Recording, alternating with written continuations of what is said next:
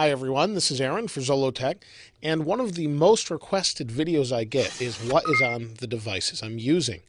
I haven't ever done a what's on my Android phone, so that's what this video is. I've done what's on my iPhone, what's on Windows Phone 7, and here we have the Galaxy Nexus running Ice Cream Sandwich, and we're going to take a look at what's on this phone. Now, honestly, I use a lot of different phones all the time. My primary phone is an iPhone, and I'm always testing an Android phone, so I generally carry three different phones on me. I carry one iPhone, I carry a Windows Phone 7 device, and an Android device because I'm testing them all the time and trying to find new apps, things like that. So I may not have the apps that you use, and that's where I would ask for suggestions. But let's take a look at what's on this phone first. So we'll go ahead and turn it on. We'll zoom in here a little bit. Here we go, and unlock the phone. Now, my home screen's kind of cluttered here on this phone, and I generally like it pretty clean, but I'm used to the icons being right there, and so they're all right up front. Now you can see from left to right, they're wrapped right around the clock. I really don't have a whole lot on widgets on far pages. In fact, I don't have anything pretty much to the right other than settings. So that's where I'm going to ask you for suggestions as to widgets, because I'm going to start using Android a little bit more than I have recently, because I really like Ice Cream Sandwich. It's a great update to the operating system. I know some tech places have given it, some tech reviews have given it some bad feedback. I'm not really sure why. I think it's a great update. It seems to be much more stable and smooth than other versions. But anyway, as you can see here, let's go back home. I have TiVo. Now I have a TiVo Premiere that I use, so I use the TiVo remote. Works great. It works great on iPhone, and then it came to Android, and it works great on an Android phone. Really nice to use and really great on this big screen. Here you can see I have Angry Birds. It's free on Android. Why not have it? Unless you really just don't like the game, Angry Birds. You can see Twitter. I'm keeping up or talking to a lot of you on Twitter, so I use that a lot. Camera, easy access to the camera, but that's default anyway. Here we have email. Again, another default app. I read a lot of email, so I have that. Now, Google Listen. I listen to a lot of podcasts, and Google Listen is one of my favorites. Google Listen is free. It has my subscriptions. You can see MacBreak Weekly, This Week in Google, This Week in Tech, Windows Weekly. I listen to a little bit of everything, a lot of Leo Laporte stuff. There's also some things like the Car Guys I listen to, all sorts of different things, but great little podcasting app. Does a great job, works great, is free, so why not use it? Here you can see I have Bible. It's from YouVersion. Same thing I have on all the other phones. Great app if you are a Christian or just want to read the Bible. It's a good app to have. Has a lot of different versions in it and things like that. I don't have recommendations for any other books as far as that goes, but this is the best one as far as that I can see as far as that goes. Go back home here.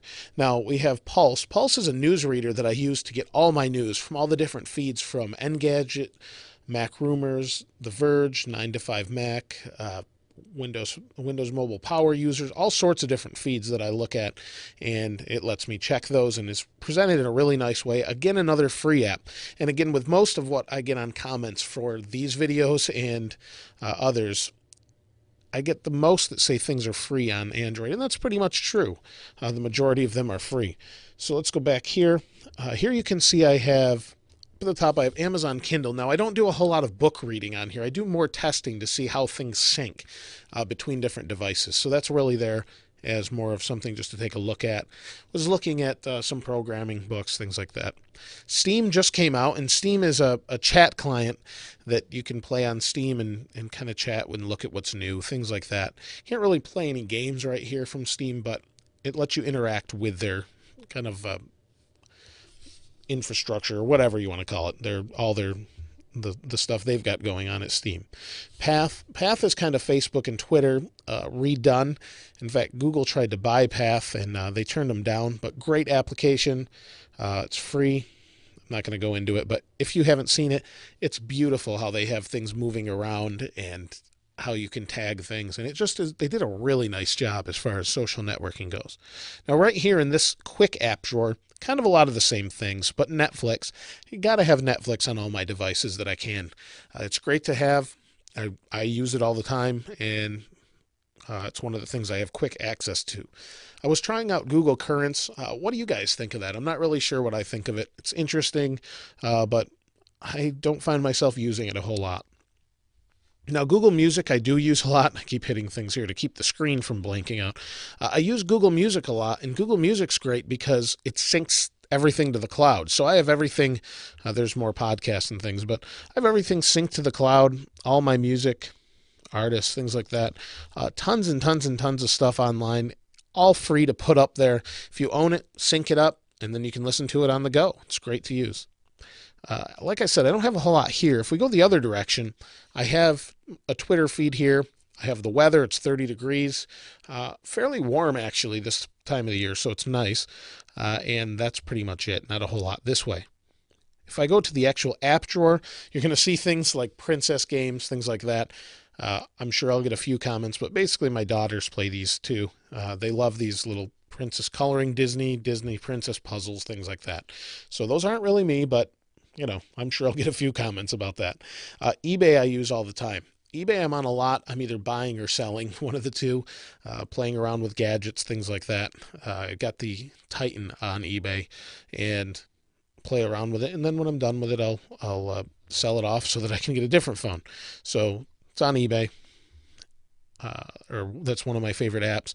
I had NFL Mobile to try out the Super Bowl feed. I really don't watch sports, but I tried it out and it seems to work nice, but I don't have an account. But the overall app looks nice. So music, messaging, more princess stuff, Netflix, Movie Studio. You can edit movies, really cool. Check that out if you haven't. And these are some things that I haven't tried out, like Spool. Tetris I tried out, of course. Tiny Tower is on iPhone as well. Same thing. But Speed Test I use a lot. And Speed Test mostly because I'm testing 4G speeds. I've gotten as high as 27 by 17. So that's 27 megabits down by 17 megabits up. Pretty impressive speeds on 4G. That's faster than many people's cable modems. So overall, that's really what's on my phone. You saw Facebook there. I have Facebook. I have kind of all the normal stuff and then some added things. So this is where I ask you. No, I don't want that right now. I didn't mean to open that. So this is where I ask you, what are your favorite apps? And if you have a moment, list, I guess, maybe your top 5 or 10 apps that you use regularly in the comments below. And I'll go and try them out. And then maybe we'll do a video on what apps I tried out that you guys recommended. Because you guys always have some great recommendations. And there's so many apps now between all the different platforms. It's just not possible to hit every one that's great. I can look at staff picks, but people that have been using Android know better than the staff, I think, most of the time, because they're paid to do that, where you guys are trying them out and trying one, saying it stinks, trying another. You get the idea. So if you could suggest any great ones, I'd love to hear what you have to say. Other than that, though, thanks for watching. As always, if you haven't subscribed, please go ahead and subscribe. This is Aaron. Thanks for watching. I'll see you next time.